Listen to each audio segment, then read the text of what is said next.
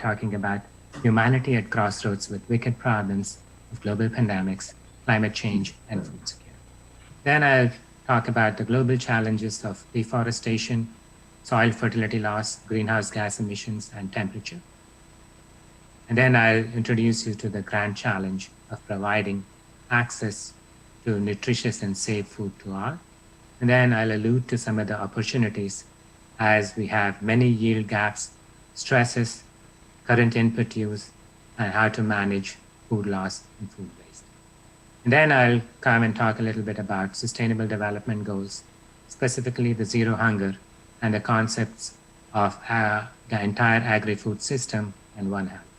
Then I'll introduce you to sustainable agricultural intensification, what it means, what are the key components of it, and then the current status of sustainable ag intensification. And then I'll end with some future agriculture research themes, priorities, and innovation agenda for agricultural scientists, and will provide some conclusions from my presentation. First, let's talk about the wicked problems. I would like to start off with the coronavirus disease, COVID-19, which has created havoc to our lifestyle and livelihoods. This coronavirus disease, or COVID-19, is one example of an animal disease moving to humans. This is one of the most widespread pandemic we have seen in the last 100 years. This has disrupted our lifestyle and livelihoods of millions of people.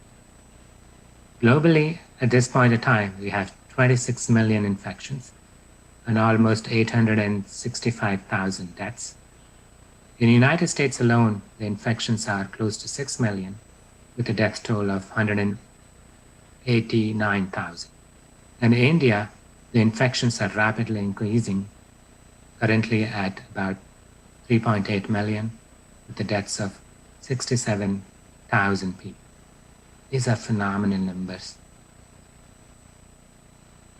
COVID-19 started off in a small village and city in China, and then spread rapidly across the world within a short span of a few months.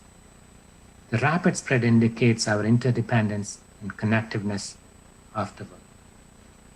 The uniqueness of this virus is it's asymptomatic and can spread community, meaning that even if the people does not show symptoms, it spreads from one person to another. This figure here shows you the estimated deaths in major events in the history of the United States.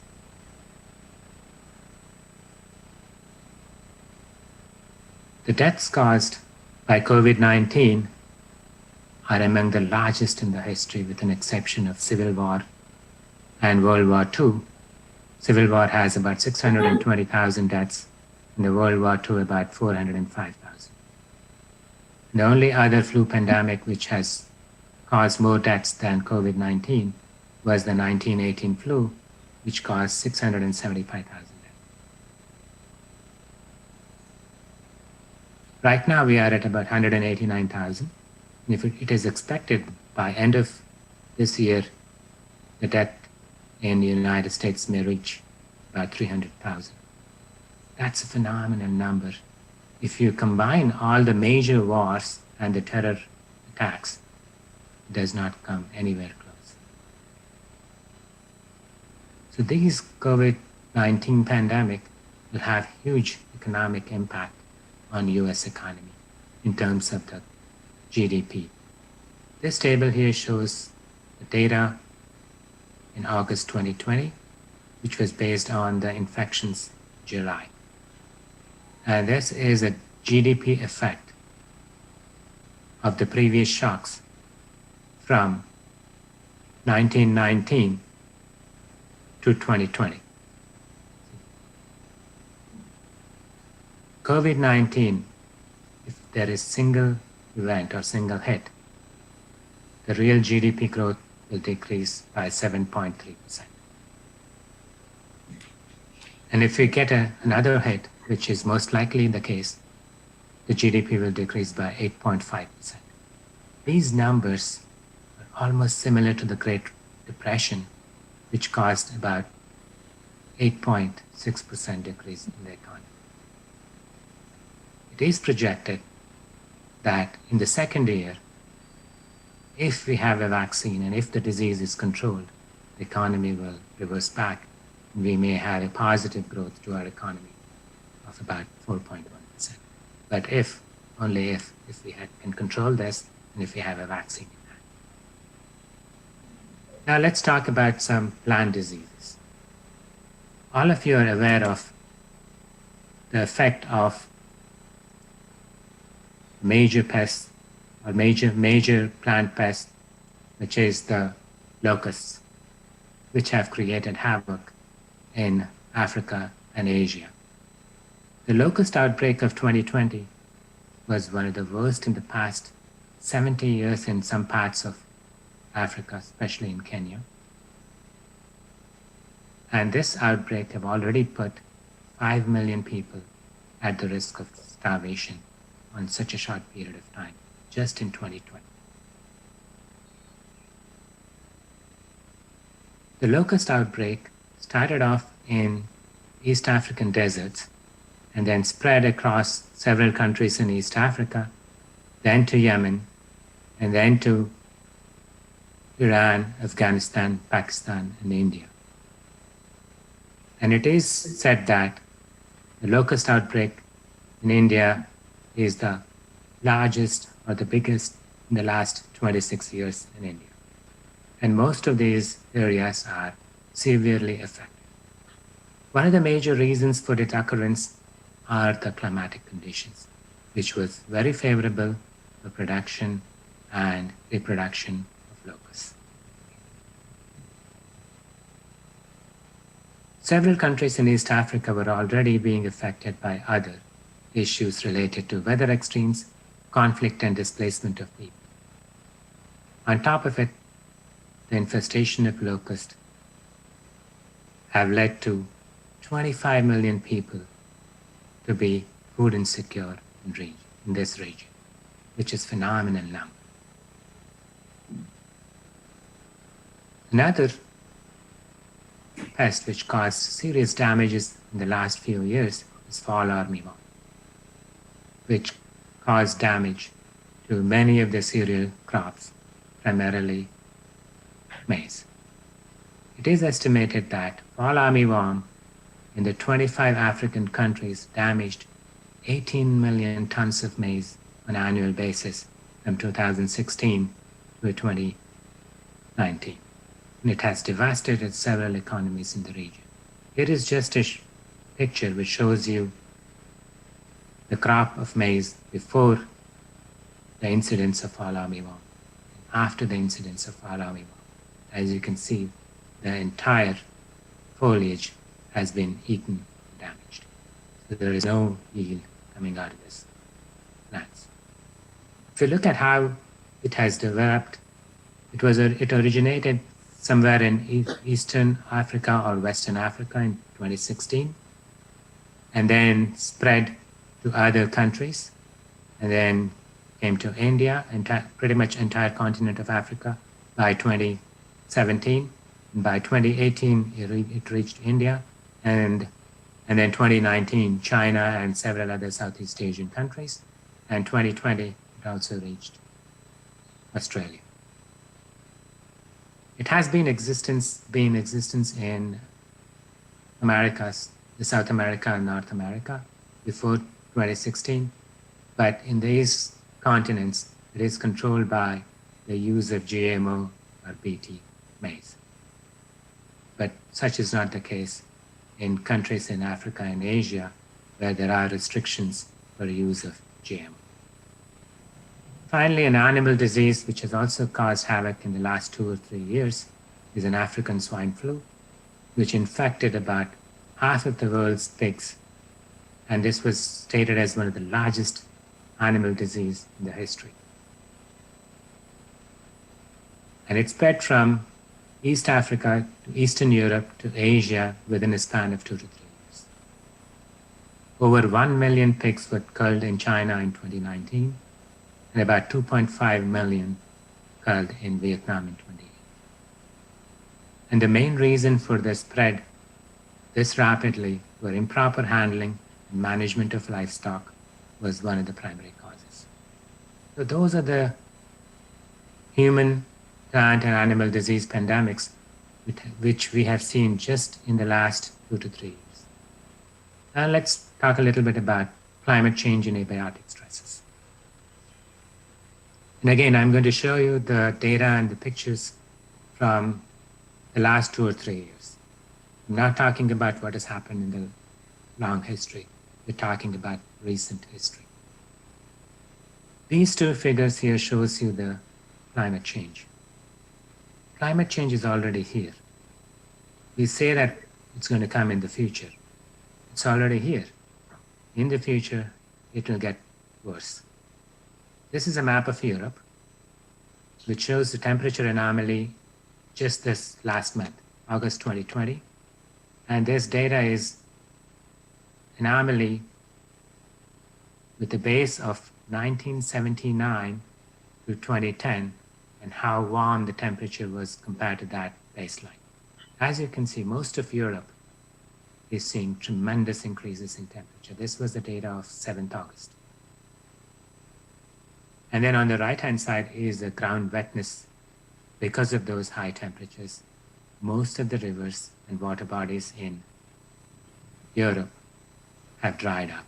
And these will have significant consequences on the production of agriculture and fielding crops. And this here shows you data on drought in California. And we are looking at data from 2000 to 2019. As you can see, California went through a long period of serious drought from 2004 to 17. And then there was a little bit of off and then again started. This was one of the worst decade which was affected by drought. And again, this was due to hot and dry climates, high temperatures, less rainfall. And when you have high temperatures and dry conditions, it leads to occurrence of wildfires. And this again here is 2020, data from California. The number of wildfires which have occurred in California since the beginning of August. You can see there are too many and widespread in the state. This is primarily again due to hot and dry weather. And this is devastating our forest resources. And they have significant economic impact as well. Those of you who watched last week, the Louisiana state was affected by Hurricane Laura.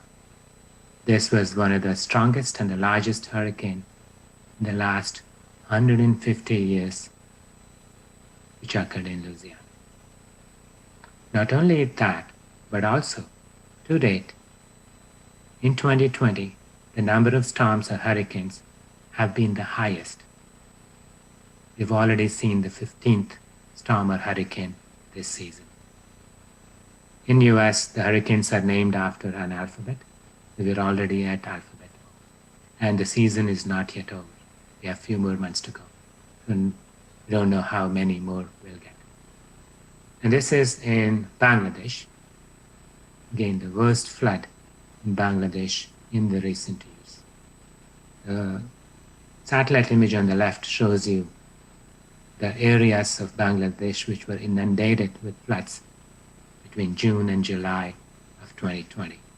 It is estimated that about 1/4 of the country is in floods, which will cause serious damage to crops and livelihoods of people. Those were the climate change issues. Now let's talk a little bit about food and nutritional security. This is a 2020 hunger map of the world.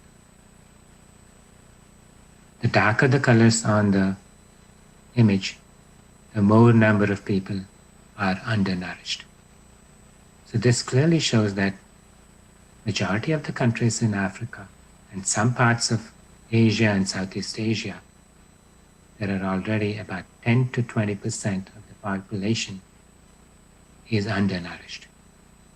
Globally, at this point of time, about 800 million people do not have access to food or do not get enough food to eat. And this is not acceptable.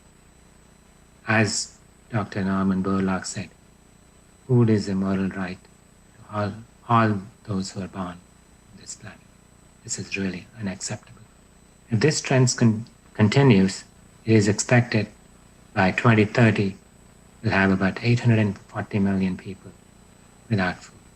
Yet we have the Sustainable Development Goals calling for zero hunger by that time. It's not only the lack of access to food, but also we have serious nutritional issues, especially the micronutrient deficiencies, which is widespread around the world. Again, this is the data on anemia or iron deficiency in children less than 5-year-old. The majority of the countries in Africa and Asia are anemic. About 30% of the population in some of the countries are suffering from anemia. Other micronutrient deficiencies include vitamin A and zinc deficiency. While we have hunger and malnutrition, we also have issues related to obesity, which is also considered as one of the malnutrition. This is the percentage of people with high body mass index. Globally, again, we have about 20% of the people, mostly in Americas and some in Europe, which are obese. And obesity is also becoming an issue in some of the developed countries as well. Within a family, a girl child might be malnourished, whereas a male child could be overnourished or obese. So we really have to take care of this. In addition to those, we also have several other challenges which are directly or indirectly associated with climate change. These include deforestation, soil fertility, and greenhouse gas emissions. These are the major areas which are affected globally by deforestation, which is cutting of forests, whether it is to plant new crops, whether it is shifting agriculture, or managed forestry, or wildfires, or due to urbanization. South America, continent of South America, has seen serious degradation of forest land, and Africa has already seen it. So we really cannot afford any more deforestation because forest and green life matter on Earth is important to manage greenhouse gases. And we don't have new land to bring into agriculture. We have to get it from the existing farm. In some places, we have to increase the food production by 60% globally, and in some developed and underdeveloped countries, some underdeveloping countries, we'll have to increase the food by 100%. We have to account for all pillars of food security. It's not just only production of the food. In some countries, there is enough food produced, but there are still, it's not available. So we have to take into account the availability of the food at the national levels, which includes producing enough food, and access to the households, and that is purchasing power, and also utilization of the food, proper consumption, storage, and preparation, and stability, that is continuous availability, access, and utilization. So all four pillars needs to be addressed. So our goal should be increase food production using environmentally sustainable, economically viable, and socially acceptable ways. Now I'll talk a little bit about the opportunities we have. We've talked about the problems. We need to talk about opportunities. And there are tremendous, many of them, which we can all develop. First is the yield gap. How do I define yield gap? In this particular scenario, is the attainable yield, difference between the attainable yield and the actual yield. I'm not talking about the genetic potential. I'm talking about the attainable yield, meaning that some farmer in that region used the best management practices and produced that much food. The difference between attainable and actual is a yield gap. If you look at globally, less than 30% of attainable yield is right now in Africa. So we have a gap of about 70%. There is tremendous opportunities to increase the yield provided we develop best management practices and combat climate change. So there is that opportunity to minimize these yields. The second one is the amount of land area which is affected by abiotic stresses is huge. And the yield losses caused by these abiotic stresses, primarily temperature and water, are many. Water stress affects about 26% of the land area, temperature 15%, and the nutrient deficiencies and salinity 20 and 10%. These stresses of whether drought or low temperature or high temperature and salinity cause significant yield losses. If you are able to manage these abiotic stresses, either through genetics or agronomy, we will be able to protect our yields from losses caused by abiotic stresses. And I've already talked to you about the biotic stresses caused by pests and diseases and weeds. The second, this graph here is the current use of nutrients and fertilizer in sub-Saharan Africa. We talked about large yield gaps, about 70%, because the amount of nutrient use in this sub-Saharan Africa region is very low. At this point in time, they are about 15 kilograms of nitrogen, potassium, and phosphorus.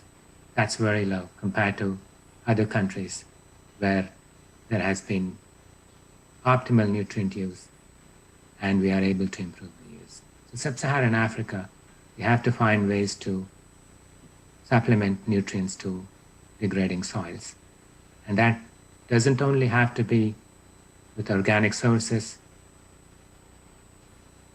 but also a combination of both inorganic and organic sources can get us there.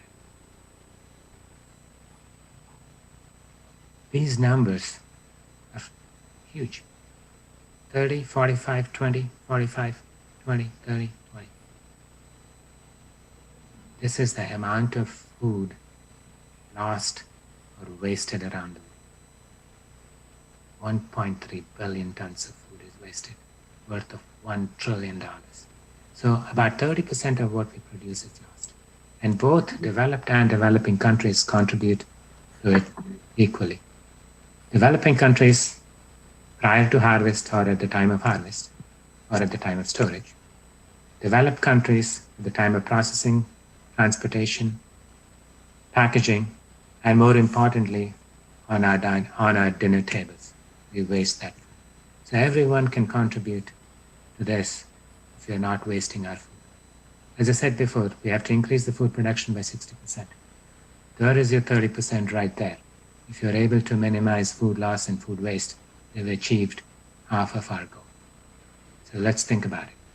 Now I would like to introduce you to the Sustainable Development Goals and systems approaches to solve these global issues. In 2015, Sustainable Development Goals were developed where countries around the world came together and signed on to it. It provides as a platform for all the governments to work together. There are about 17 different Sustainable Development Goals.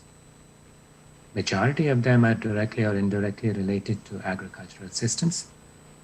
The top or the most important one being no poverty and zero hunger. So that's the Sustainable Development Goals. We are not on path to meet these goals in the prescribed period of time. We have to change our practices so that we get there. The challenge of zero hunger is transforming our food systems to transform our world. We have to develop sustainable systems from production to consumption.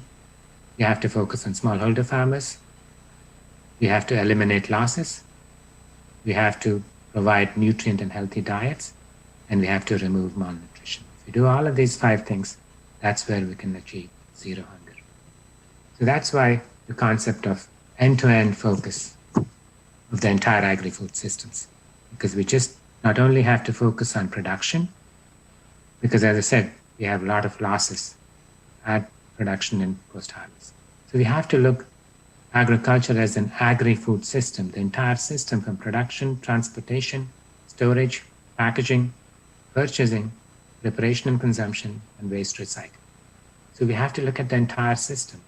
If we are only doing good on the production, but not doing good on the storage or on the preparation of it, the 4 pillars of food security will not be achieved. So we really have to look at it as an entire system. So it's a complex system, but we have to look at the way it is. The second one is when we are looking at any innovations, whether it is technological or socio-economic innovations, we need to look at all 5 domains of the agri-food systems, which is productivity, economics, environmental, human, and social conditions.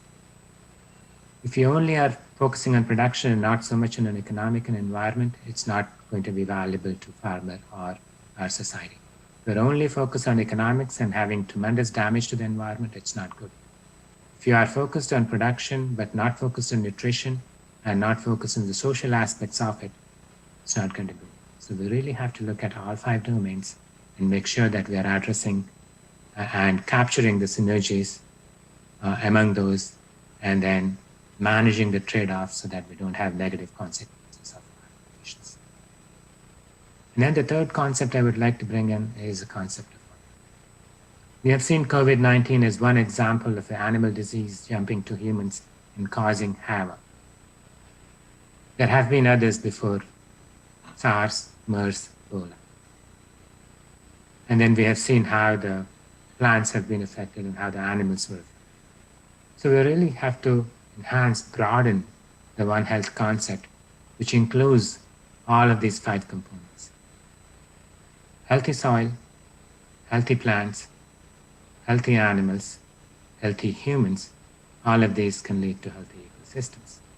There are both benefits and negative effects from soils because of the pollution, lead, or arsenic, and there are benefits because of the nutrition. Plants also, we have good plants, and also we have weeds. So we really have to think the system as a whole, and that's where the concept of what happens. If you don't handle your animals properly, you're going to end up with diseases like COVID. So we really have to look at the entire system. Now I'll introduce you to the sustainable agricultural intensification, what it means and what are the current status. So the concept of sustainable intensification is increasing food production from existing farmland while minimizing negative impacts on environment and natural resources. The whole idea is to increase total food production from per unit area, per unit time. But more focus and emphasis is on efficiency, produce more from less. This term first was coined by Jules Priddy from University of Essex in 1997, and then rapidly spread across the world. But there the focus was more on the developing nations and mostly parts of Africa. There are multiple components of sustainable agricultural intensification. But when we talk about sustainable intensification or sustainable ag intensification, we're talking about smallholder farmers and small-scale farms. Because 7.4 billion people are involved in smallholder agriculture. Globally, 70% of the farms are smallholders. They manage about 80% of the 570 million farms. Smallholders as defined as less than 1 hectare. And I also would like to talk about small-scale farms, which actually produce majority of the food. Most of the smallholder farmers are primarily feeding themselves or subsistence farmers. Those farms which are more than 2 and less than 20 hectares are the one which actually provides most of the food which we eat. Family farms together with small scale farms, 50% of our food comes from them. In some parts of Asia and Africa, more than 60%. So smallholder farmers are essential for sustainable food systems. In Africa and Asia, unfortunately, about 50% of these smallholder farmers are food insecure or undernourished themselves. Therefore, we cannot forget smallholder farmers, and transformation of smallholder farmers is required for global food and nutritional security. So there are 3 components to sustainable agricultural intensification. The genetic intensification, which is more focused on higher yields, resilience to pests and diseases, climate change, resilience, improving nutritional and medicinal value, and which includes precision breeding, genomic tools, and molecular methods.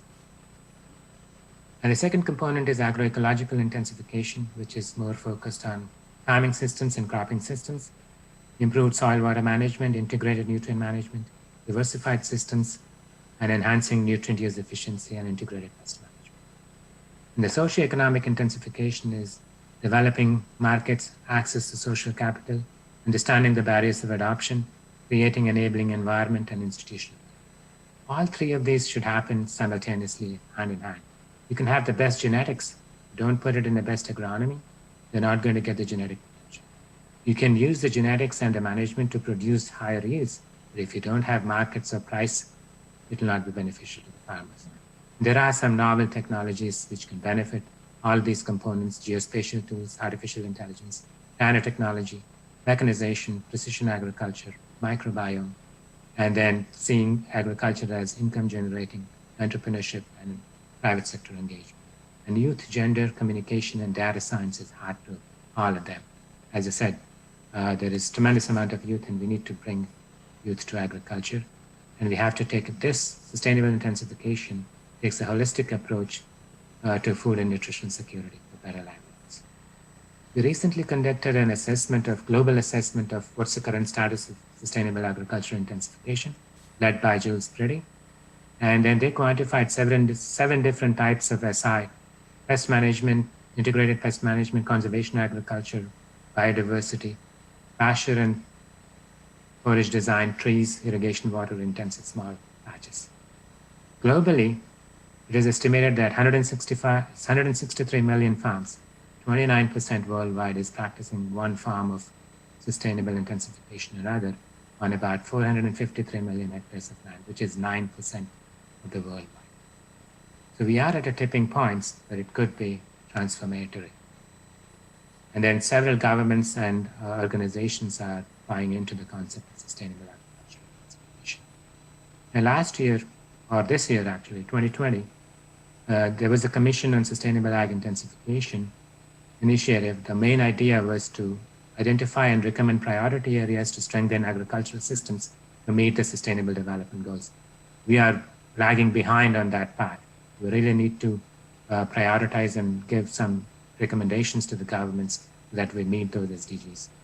The vision here is a world where there is wide availability of affordable, safe, and nutritious food, a healthy natural environment, and reduced poverty and inequality. So I'm happy to be part of this commission. Hopefully we'll give some great solutions.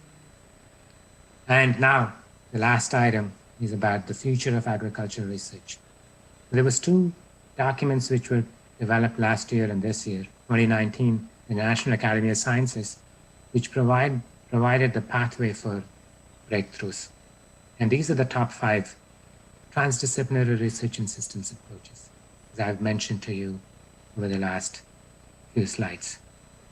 That is really required. And sustainable ag intensification is one of the key components of it, which takes a transdisciplinary research and systems research. Sensing technologies, geospatial, drone technology, you have to utilize them to effectively phenotype and use them for breeding and monitoring pests and diseases. Data science and agroinformatics is very critical. We develop so much of data, but we don't look at that data carefully from a multidisciplinary view. We really have to use those. And I talked about genomic and precision breeding, which is required to make the breeding process faster.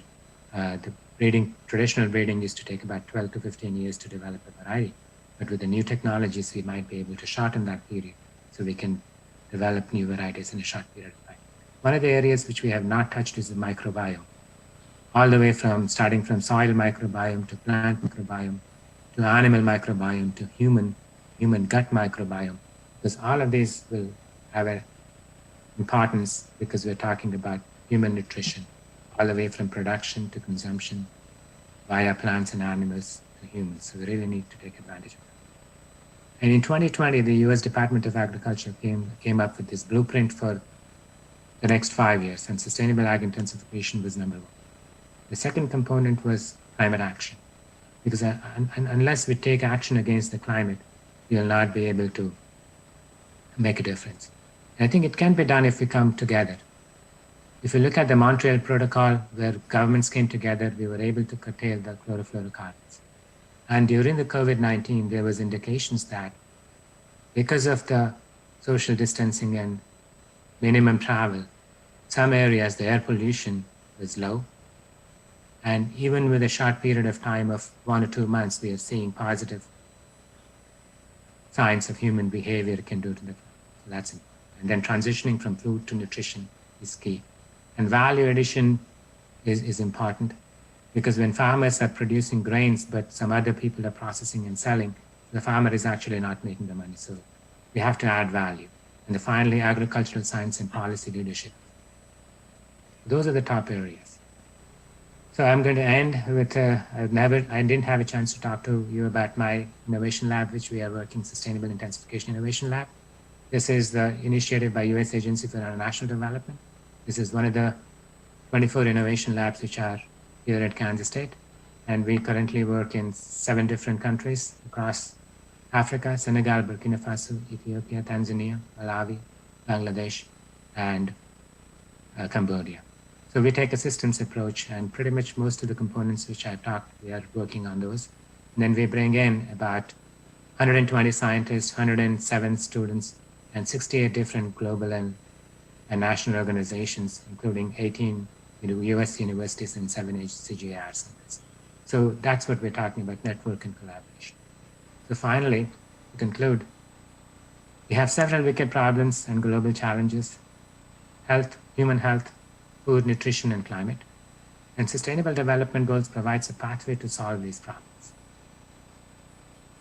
Sustainable agricultural intensification, supported by One Health, climate smart, and nutrition smart practices, provides a holistic approach to address global challenges and offer local solutions.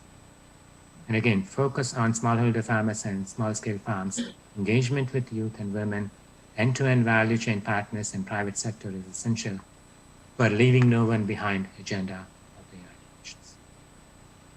Understanding social networks and barriers to adoption and technologies, and creating enabling environment for successful adoption and scaling of technologies is essential. It is as important as developing new technologies. And we have to show better linkages of agriculture with nutrition, agriculture with health, and should be articulated to all audiences, particularly to civil society and policymakers and donors. Transdisciplinary research and collaboration and networking is critical and needed. Finally, investments in human resources and institutional capacity, changes in research themes and teaching pedagogy focused on problem solving and end users are required and critical. Once again, thank you so much for giving me this opportunity to spend an hour with me and giving me a chance to thank my alma mater and my teachers. Thank you so much. If you want more information about what we do, you can find us on the web. And if you have any questions, you can send me an email and I'll do my best to respond. Again, thank you very much. Namaste. Thank you very much, sir. While giving us a very clear insight into not only the major wicked problems that plague the globe today, you have truly shown us the opportunities that exist for us to work towards sustainable agricultural development goals. And you have shown us the research priorities where we must stress. And not only that, but you have reminded us of the nobility of our profession. And we shall remember your words to make our university a climate positive, carbon negative, and zero waste agriculture university. We shall work towards that, sir. Thank you very much.